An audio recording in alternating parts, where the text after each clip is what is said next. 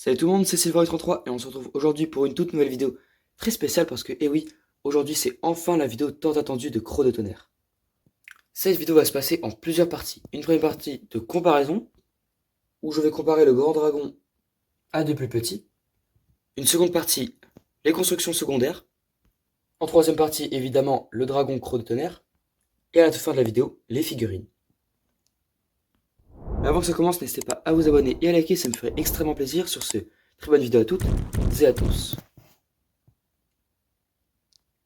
Comme nous pouvons le voir juste ici, Croc de Tonnerre est un dragon énorme. Mais le voici en comparaison avec Rayou.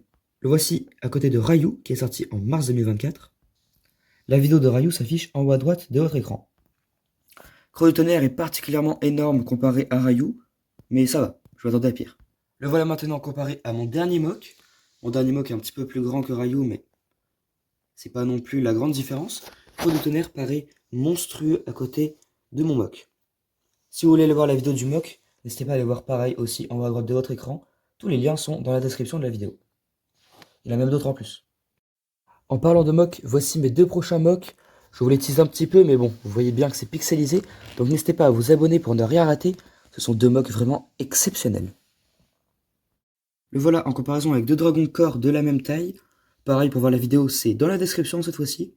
Les vidéos, parce qu'elles apparaissent dans 3 vidéos. Et celui-là aura bientôt son mock lui aussi. Mais là, je ne vais pas vous en teaser plus. Voilà ce que ça donne du coup.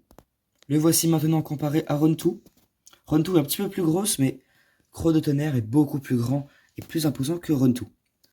Si vous voulez voir la vidéo de Rontu, ça s'affiche en haut à droite de votre écran. Cette fois-ci, face à Egalt, Egalt est beaucoup plus large que Croc de Tonnerre, dans certains points. Mais pareil, il ne rattrape pas Croc de Tonnerre non plus. Même question avec Heatwave, mais malheureusement Heatwave ne le rattrape pas. La vidéo, elle, est en lien dans la description de la vidéo. Mais sinon, Heatwave n'est toujours pas plus grand. Passons à un dragon égal à Croc de Tonnerre. Le plus étonnant, c'est Giro, le plus grand dragon de foudre Ninjago, est plus grand que Croc de Tonnerre, plus grand et plus large. Lequel est votre préféré? Dites-moi en commentaire, mais en tout cas, on peut faire un combat vraiment magnifique entre les deux. Deux excellents sets Ninjago, je vous les recommande. Les vidéos de Giro sont dans la description. Passons à un autre dragon, beaucoup plus imposant que Croc de Tonnerre, et Giro. Le voici en comparaison avec l'Ultra Dragon d'Or de Ninjago cristallisé. Sa vidéo est en description et en haut à droite de votre écran. Mais oui, Croc de Tonnerre a beaucoup plus d'avantages comparé à ce dragon-là. Par exemple, la stabilité et la jouabilité. Parce que celui-là, malheureusement, ses jambes partent extrêmement vite. Mais sinon, oui, en termes de grandeur, l'Ultra Dragon d'Or l'emporte. À côté, Croc de Tonnerre, on dirait un tout petit bébé. Voici le dragon source du mouvement, le dragon le plus grand de tout Ninjago. Croc de Tonnerre paraît vraiment ridicule à côté. Mais vous allez voir que Croc de Tonnerre marque des meilleurs points comparé à quelques faits sur le dragon source du mouvement. Maintenant, vous avez une meilleure estimation de la taille de Croc de Tonnerre si vous voulez vous l'acheter et que vous ne l'avez pas. Mais avant de passer à Croc de Tonnerre, voyons d'abord la construction secondaire. La construction de ce set, comme le set en lui-même, a beaucoup de rapport avec le dragon arche de la concentration parce que c'est une construction secondaire parfaite. Il y a de quoi s'amuser avec des capacités, des fonctions de jeu, excusez-moi, des fonctions de jeu très intéressantes. Et surtout, si vous possédez déjà le village des dragoniens, vous pouvez juste l'améliorer. Le village des dragoniens est encore plus grand maintenant. Donc décorativement, c'est un set incroyable pour ça et pour le dragon forcément. Mais passons aussi à la fonctionnalité, parce que comparé à celui du dragon arche de concentration, il a une très très bonne fonctionnalité. Ce set est livré avec deux lames prismatiques, dont je ne passerai pas non plus beaucoup de temps dessus, parce que ce ne sont pas des détails très intéressants, parce que ces lames sont ultra communes, sont juste des épées Ninjago classiques mis en couleur prismatique. Et du coup, ces lames prismatiques, vous pouvez les insérer dans les petits trous, et ça lève ici. Mais pourquoi est-ce que ça lèverait? Parce que voyez-vous, de base, Croc de Tonnerre est livré avec cette chaîne. Et à part si vous la sortez, vous ne pouvez pas la sortir. Elle est vraiment coincée. Et ça, c'est très intéressant. Parce que si tu prends les lames prismatiques comme dans la série, tu peux les libérer. Une. Et la deuxième. Et là, on peut sortir Croc de Tonnerre librement. Très très bonne fonctionnalité de jeu, je trouve. Et surtout, il y a les deux lames prismatiques. Ce qui, moi, m'a permis de compléter ma collection de lames prismatiques. Et à l'arrière de ce set, il y a un gros mystère dont personne n'a la réponse. Pourquoi est-ce qu'il y a une petite boîte ici pour mettre des objets? Je ne sais pas du tout, mais en tout cas, il y a cette boîte, c'est de base dans le set. Voilà, en tout cas, c'est là, si vous voulez. Par contre, en haut, là où il y a le drapeau accroché ici en marron, vous pouvez très bien accrocher une lame. Une lame ou autre chose, bien sûr. Très beau rebondissement parce que ici, il y a le drapeau qui représente le symbole des dragoniens et du coup de Crotonnerre. Il est très sympa, mais sinon sans plus. Juste un petit drapeau comme ça que l'on a souvent dans les sets Ninjago. Je les ai enlevés pour pouvoir mieux les présenter, mais passons maintenant à Croc de Tonnerre. Et on va d'abord commencer par les chaînes de Croc de Tonnerre. Ici, c'est l'espèce de collier qu'il a qui l'emprisonne du coup, qui l'empêche de pouvoir bouger sa tête. Alors dans la série, il est plutôt mis comme ça, et ici, c'est refermé, et il y a la grande chaîne qui part vers la montagne. Et dans les sets Lego, il est mis comme ceci, c'est pas très dérangeant par rapport à la série. Mais c'est une chaîne vraiment très stylée, parce qu'il y a des détails dorés partout. Et même ici, il y a encore un rapport avec les lames prismatiques. Un espèce de diamant prismatique, je sais pas trop ce que c'est censé représenter. Mais du coup, c'est très stylé. Et les autres chaînes, bah, c'est juste des chaînes Lego classiques. Mises avec ces anneaux, similaires à Run 2, pour pouvoir emprisonner Croc de Tonnerre. Voilà Croc de Tonnerre vraiment, parce que les chaînes, c'était pas non plus exceptionnel. Croc de Tonnerre est juste énorme, mais pour le présenter, je vais le coucher. Oui bon, c'est bizarre de voir Croc de Tonnerre comme ça, mais c'est mieux pour la présentation, parce que je vais d'abord commencer par la tête, qui est une réussite. Chaque partie du corps que j'ai améliorée, je vais vous montrer comment les améliorer. Alors la tête, j'ai rien fait de spécial, à part au-dessus, où j'ai rajouté ceci pour un petit peu plus de réalisme. Tout simplement, on enlève ça et on met cette pièce-là, une pièce rouge et une pièce qui part comme ça. Comme ça, on voit moins la rotule noire. Quand on regarde à l'intérieur de sa bouche, ça referme ici. Et du coup, c'est un petit peu plus réaliste parce que souvent, il y a des gros trous derrière la bouche des dragons. Et du coup, bah, c'est bizarre parce qu'il y a le cou et tout ça. Et là, bah, il y est un petit peu plus grâce à ça. Pareil en dessous, mais là, on le voit un petit peu moins. J'ai rajouté cette pièce violette. Parce que du coup, ça part un petit peu. Et quand on la baisse, on voit un petit peu le petit bout là. Du coup, c'est un peu mieux. Mais sinon, c'est pas très intéressant ça. Le plus intéressant, c'est la langue. J'ai réussi à faire une langue. Alors, si vous avez une pièce totalement ronde de 4 rose, n'hésitez pas à lui mettre. Moi, j'ai mis ça parce que j'ai pas mieux. Mais du coup, ça fait une langue pour Croc de Tonnerre. Et ça ne gêne absolument pas quand on ferme la bouche. Passons maintenant au vrai détail de la tête. Ce sont les sourcils et les 6 yeux. Parce que oui, Croc de Tonnerre a 6 yeux. C'est plutôt monstrueux. Après, il est chaotique, quoi. Ces 6 yeux roses sont vraiment très cool et ressortent vraiment bien avec toute l'énergie du chaos qui est rose. De base de la série, c'est une énergie marron. Enfin, c'est des cornes marron, mais bon, c'est pas grave. Et toutes les marques noires de son visage, toutes ces écailles noires, ça rend vraiment très stylé. C'est pareil de l'autre côté, comme vous pouvez le voir. Un petit peu plus de modification au niveau du corps. Cette petite pièce juste là est déjà en pièce bonus dans le set et je l'ai mise ici pour quand on ne met pas la chaîne. Parce que sans la chaîne, voilà ce que ça donne. Et du coup, ça fait un petit peu bizarre. Que là, c'est un petit peu mieux si j'arrive à retrouver la pièce. Là, du coup, c'est un petit peu mieux. Les bras, je n'ai rien modifié parce qu'ils sont parfaits, je trouve. À part ici, c'est pour être un petit peu plus corrigé, pour être plus réaliste à la série. Parce que c'est l'espèce de truc qui partent en rond. Mais moi, ça ne me dérange pas plus que ça. Surtout, j'ai pas de quoi le faire, en fait. Le plus beau, c'est pas les détails violets ici, mais les os qui ressortent un petit peu comme des cornes en ultra pointu, je trouve ça vraiment très stylé. Au niveau des coudes et des épaules, ça rend un petit peu plus de chaos au dragon Croc de Tonnerre. Même si les autocollants rendent vraiment très très bien, on est d'accord. Les bras peuvent bouger librement. Donc franchement, ça, rien à dire. Pareil pour les mains, elles peuvent bouger vraiment bien. Je ne vais pas m'attarder trop sur les mains parce qu'elles sont très très classiques. Il n'y a pas grand chose à présenter, vous le voyez très bien à l'écran. De l'autre côté, l'autre bras, c'est exactement le même en mode miroir. Mais du coup, ça fonctionne très très bien parce qu'ils sont vraiment très très stylés. Avant de passer aux jambes, j'ai un truc à vous dire. Bientôt, il va y avoir plusieurs mocks, ça vous le savez. Mais il va aussi y avoir une vidéo sur le dragon arche de la concentration. Et après cette vidéo-là, il y aura une autre vidéo un combat entre Croc de Tonnerre et le dragon Arche de la Concentration. Quel est le meilleur set? Donc n'hésitez pas à vous abonner pour ne rien rater, c'est vraiment bientôt les derniers. Maintenant, les jambes, le vif du sujet. Les jambes sont vraiment très bien réussies. Avant toute chose, commençons par ce que j'ai amélioré. Les petits pics rouges qui ressortent à l'arrière sont canons dans la série. Dans le set, il y a juste la partie violette qui est mise là. Moi, j'ai juste décidé de rajouter des pièces très simples. Hop. De rajouter des deux côtés en mode miroir, ici et là-bas, pour que ce soit plus réaliste, parce que du coup, il a des petites...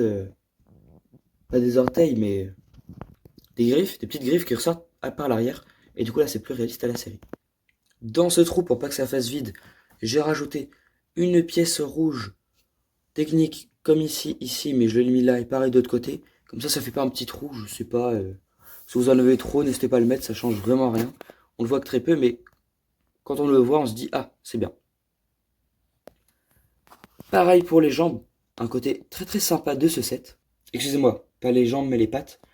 Elles sont vraiment très bien. On peut modifier la forme, ça ne va pas, on peut le mettre tout droit comme ça. Je préfère quand c'est plus réaliste et que c'est pas comme ça, mais écarté. Les détails violets de l'autocollant correspondent très bien au violet qui envahit le rouge et le noir. Le noir qui passe ici entre le rouge, ça va vraiment très bien. Parce que du coup, la broche technique, on ne la voit pas. Pareil ici pour la broche technique, on ne la voit pas parce qu'il y a du noir ici, ou en tout cas, elle n'est pas dérangeante. Même avis pour les bras que pour les jambes. La partie ici où on peut voir des espèces de cornes, je sais pas trop, qui ressortent du genou. Bon, c'est différent parce que nous, les humains, on part comme ça vers là et pas vers là, donc on va dire que c'est un genou inversé. Du genou qui partent ici, d'espèces de cornes, ça rend vraiment très bien et ça renforce le fait qu'il soit chaotique. Pareil pour l'autre jambe, c'est la même chose en symétrique, en mode miroir. Donc rien à redire. Passons maintenant à la queue de Croc de Tonnerre. La queue de Croc de Tonnerre est la partie que j'ai le plus modifiée. C'est pour ça que je vais l'enlever pour la présenter. Ce sera plus pratique. À l'origine, la queue de Croc de Tonnerre, c'était ça. Ouais, c'est pas ouf non plus, c'est vraiment tout petit. Et pas réaliste à la série. Donc du coup, j'ai juste gardé ça, que je n'ai pas modifié. J'ai juste rajouté une petite pièce violette ici en rond, parce que j'en avais une de trop, je sais pas quoi en faire, je l'ai mise là. Voilà, bon. Ça, c'est pas nécessaire pour améliorer Croc de Tonnerre, ça se voit pas trop. Sinon, c'est juste un assemblage de pièces Lego très basique, mais le fait que ici on puisse voir les tenants qui ressortent, c'est pas dérangeant, c'est même limite très stylé. Et ici, il y avait là où on accrochait la tempête. Mais à la place, j'ai plutôt préféré accrocher son symbole, comme on peut voir dans la série là. Un symbole exactement comme ça. Moi, je l'ai refait parce que je trouvais ça très stylé. C'est similaire au dragon source, comme par exemple le dragon source du mouvement qui a son symbole sur la tête. Là, j'ai utilisé du gris clair pour le mettre ici et là parce que j'étais obligé. Là, c'est enfin, voilà, c'est le symbole qu'il a. Si je trouve une image, oui, c'est bon, il y a une image à droite de votre écran, tout simplement. Voilà, du coup, le symbole de Croc de Tonnerre que j'ai fait, que l'on peut accrocher à la queue avec ceci. La queue qui continue en rouge juste ici. On peut accrocher une épée ou je ne sais quoi ici. Ça, c'est vous qui voyez, c'est pour le fun que je l'ai fait. Et pareil, ça continue en bas avec un tenant violet pour rappeler le fait que le dessous du corps de Croc de Tonnerre est violet. Maintenant, accrochons-le. Maintenant, la queue paraît limite trop petite ici pour plus de grandeur là. Donc, j'ai rajouté deux gros morceaux. Une partie un petit peu plus grosse qui va s'accrocher juste là. Et une partie un petit peu plus petite, mais toujours plus grosse que les autres parties juste là, qui est accrochée. En dessous, il faut bien mettre ces pièces-là, très exactement. C'est pour faire en sorte que la queue de Croc de Tonnerre ne parte pas directement en bas, mais soit plutôt à une taille plutôt normale, réaliste. Sinon oui, c'est juste un assemblage de pièces plutôt basique. On l'accroche et là, on a une grande queue pour Croc de Tonnerre. C'est beaucoup plus réaliste et beaucoup plus stylé. Et voilà ce que ça donne. Maintenant, passons au corps et ensuite aux ailes. Et voilà le corps de Croc de Tonnerre. Là, on ne le reconnaît plus du tout. Et surtout, on se dirait, il est très petit pour Croc de Tonnerre. Mais en fait, non, il fait la taille... c'est vraiment une fois qu'on l'a, quand on l'a en main. Oui, on reconnaît vraiment Croc de Tonnerre. Si je le mets comme ça, par exemple, vous pouvez peut-être reconnaître avec les pattes en bas et le reste en haut. Cette partie-là, on peut l'enlever très facilement d'ailleurs, peut-être trop facilement. Ça s'accroche comme ça avec juste des petits bras, on va dire. C'est pour ça que ça s'enlève facilement. Mais c'est peut-être un point fort parce que si vous voyez qu'ici il y a une pièce volante qui ne devrait pas, vous pouvez l'enlever facilement et vite modifier. Comme ça, c'est très rapide. Ça, c'est la partie arrière. On va accrocher la queue à la place ici, à la place du petit tenon, de la petite rotule, excusez-moi, grise. Comme ça, on a du coup la queue. Je pense que c'est une forme très basique et très ordonnée puisque c'est pareil des deux côtés, c'est très symétrique. J'ai plus le mot, mais du coup, ça paraît très réaliste parce que du coup, on peut bien voir que la partie plus large de Crotonnerre vers le ventre ou la taille, ça paraît ici, et que là ça devient plus plat parce que c'est le bout, donc ça va vers la queue. Le dessous est noir, très simple, j'aurais préféré que ce soit violet, mais bon, c'est pas dérangeant, c'est vraiment pas dérangeant. Le bas de Crotonnerre, ici, on pourrait dire que c'est les fesses, ici, si vous voulez. Voilà. On a la partie bleue qui redescend du torse, qui fait très très fin ici, on pourrait croire que c'est une poignée pour pouvoir le prendre et le transporter. Je vous montrerai mieux tout à l'heure. Mais sinon oui, on peut voir le violet du torse qui part ici, qui entoure les jambes. Et on peut accrocher justement ici pour mieux comprendre le fonctionnement. Ça entoure les jambes et on a toujours le rouge qui part vers derrière, du plus large au plus fin. J'ai enlevé la pièce plate rouge transparent qui était juste là parce que c'était pas beau, pas nécessaire. Donc je l'ai enlevé, je vous recommande aussi de le faire, ça sert vraiment à rien. Cette pièce, vous pouvez très bien l'enlever. Ça rendra juste la construction plus belle. Mais sinon ici, on peut voir tous les détails du corps qui partent ici, du plus haut vers le plus bas. Parce qu'ici, du coup, on dirait vraiment une poignée. On peut le prendre et hop, on peut emporter le dragon facilement. C'est très bien, on pourra le déplacer. La poignée, comme vous pouvez voir, vraiment là, c'est large. Là aussi. Et là, c'est tout petit pour le prendre. Ici, c'est là où il y a les ailes et les bras. La tête juste là, forcément. On peut y mettre deux figurines. J'ai mis le gentil tir et Sora. Bon, ça correspond pas trop au dragon, mais voilà. Vous pouvez voir qu'on peut y mettre deux figurines avec des armures plutôt larges, ça passe. Bon, si vous aimez bien faire créer vos propres RP, pas forcément réaliste à la série, c'est très bien pour vous, franchement. Mais cette partie-là sert principalement pour la version spectrale de Croc de Tonnerre, que je présenterai peut-être un jour sur la chaîne si j'ai l'occasion de la voir. Si un jour j'ai l'occasion de pouvoir vous présenter Croc de Tonnerre spectral, je le ferai, mais je n'ai pas assez personnellement pour vous le présenter. On verra peut-être un jour. Ici, il y a des pics que vous pouvez modifier pour faire, imaginons quand il est énervé, les cornes, bon, les pics, voilà, on va dire ça comme ça, peuvent ressortir et du coup il est plus violent. Mais perso, je préfère abattu comme ça sur le torse. Ça fait assez réaliste par rapport à la série. Et surtout, on peut quand même le prendre en main et c'est pas dérangeant. On le sent vraiment pas. Et voilà le torse avec le tout assemblé. Croc de Tonnerre est vraiment magnifique. Mais passons aux ailes. Les ailes, on peut les mettre de deux manières, comme ceci. Un petit peu comme dans la série, parfois elle est comme ça. Ou alors on peut les mettre comme ceci, ce que je trouve vraiment fun, c'est de pouvoir retourner les ailes. Ça rend toujours aussi réaliste. Ce sont des ailes, pareil, en plastique. Voilà. Très, très simple pour les dragons. Souvent utilisé comme ça. Voilà, une aile où le chaos empare ses ailes. Et donc, c'est très impressionnant. Et où le chaos est plutôt derrière et ça fait des ailes plutôt réalistes pour un dragon.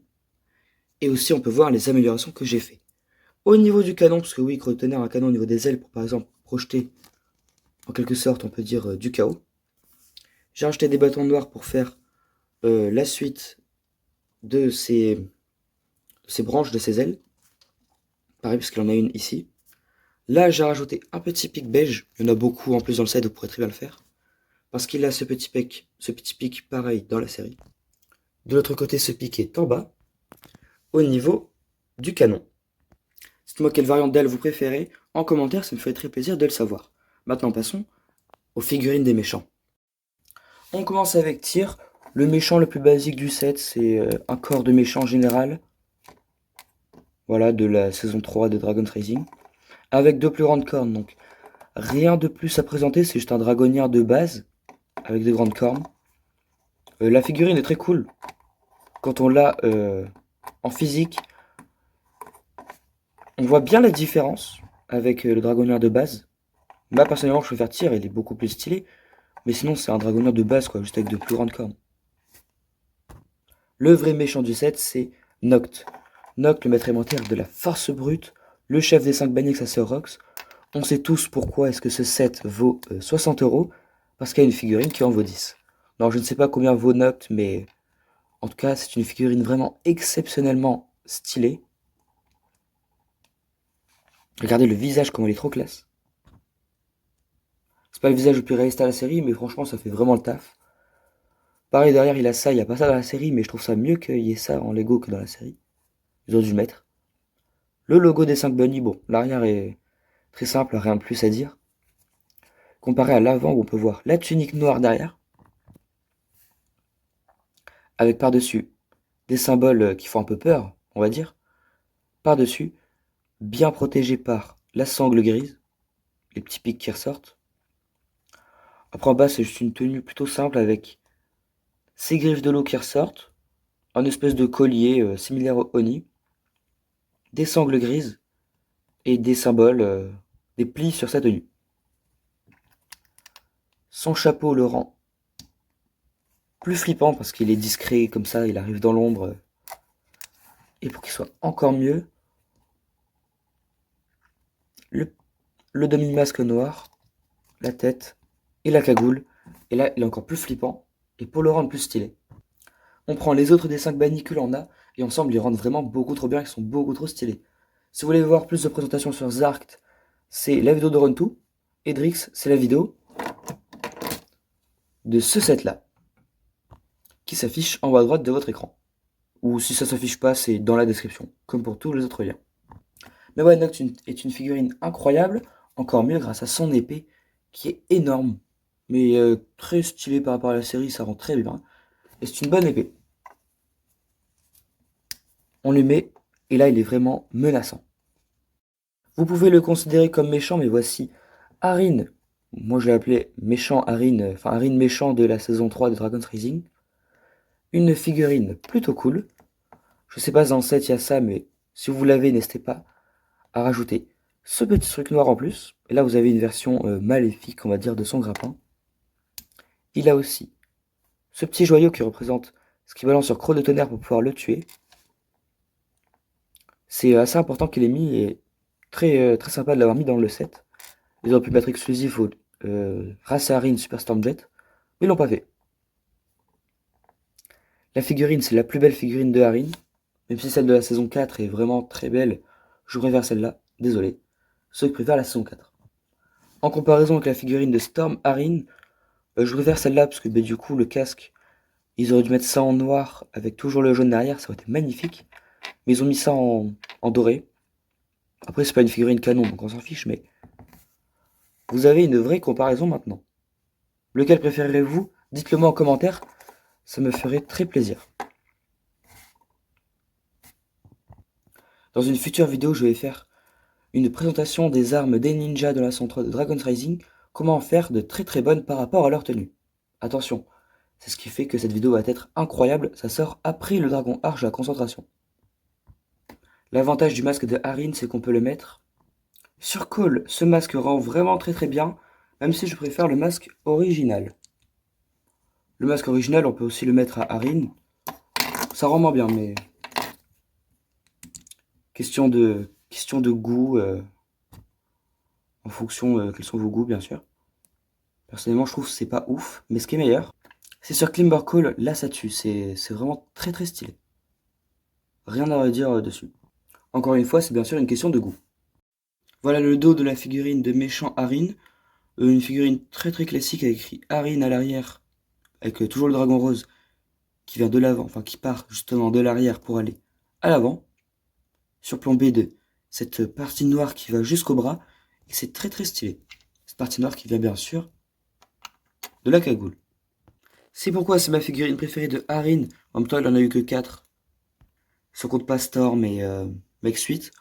Donc bon, voilà quoi. Mais c'est une très très bonne tenue de Arin si vous voulez ce set. Je vous le recommande vraiment définitivement aussi pour les figurines. Parce que le dragon est exceptionnel, la construction secondaire aussi. Mais les figurines, faut pas les oublier. Elles sont vraiment très très bien dans ce set. sauf une seule figurine. Alors si vous avez des projets avec plein de figurines de Sora, ça va vous régaler, mais sinon, bon bah voilà quoi, une Sora en plus. Si vous n'avez pas les cheveux, ça peut être vraiment bien.